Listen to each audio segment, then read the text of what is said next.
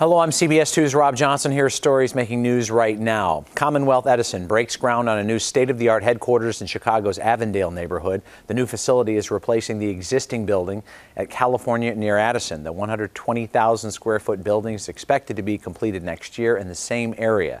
The current building is 112 years old. More than 600 ComEd employees will work at the new facility.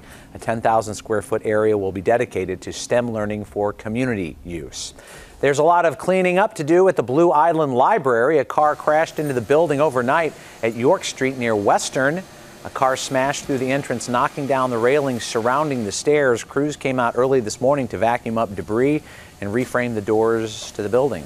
Some Metro riders are getting breaks on their fares for at least a little while anyway. Starting Sunday, the rail agency will look at consolidating certain price zones at the end of some lines as part of a year-long test to increase the number of riders. Anyone more than 45 miles from downtown will see a price cut. That includes stations in Kenosha, Antioch, McHenry, and Harvard, among others. Metro officials say they intend to test other ideas, including rush hour pricing and lower-priced monthly passes. And we will watch temperatures just soar through the nation's midsection all the way up to 93 degrees in Fargo. Also in the Twin Cities, 98 Sacramento, about 88 in LA, and about 95 in Salt Lake City. We'll see the 90s throughout Texas and Little Rock, and the eastern seaboard will hold right at 90 degrees in D.C., 85 New York, and 77 in the Boston area. So we are watching Chris here spinning offshore, creating some high swells for the East Coast. Otherwise, we'll have pop-up showers and storms down in the deep south. The monsoonal season continues there for the Four Corners region, but the severe outlook, well, the Storm Prediction Center really has a focus here from International Falls to Minneapolis. Some of this may be as far east as Rhinelander, Wisconsin, into Chicago.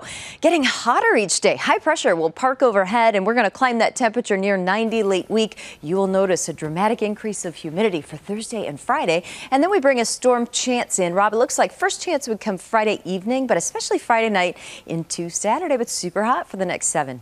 Okay. Thanks, Mary Kay.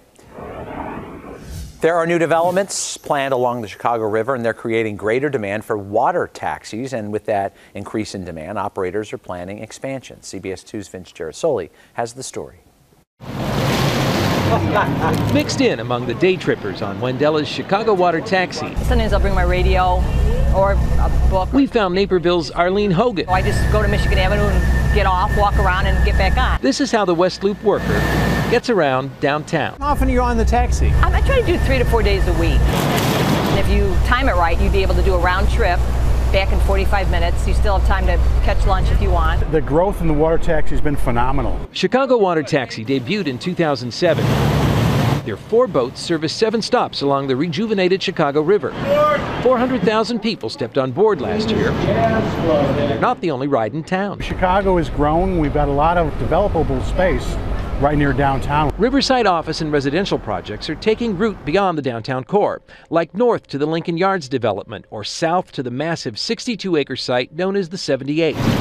Developers are asking water taxis to expand their service to those areas. They all need a way to connect to downtown, and this is the best way to do it. Commercial expansion comes as pleasure crafters increase their use of the river too.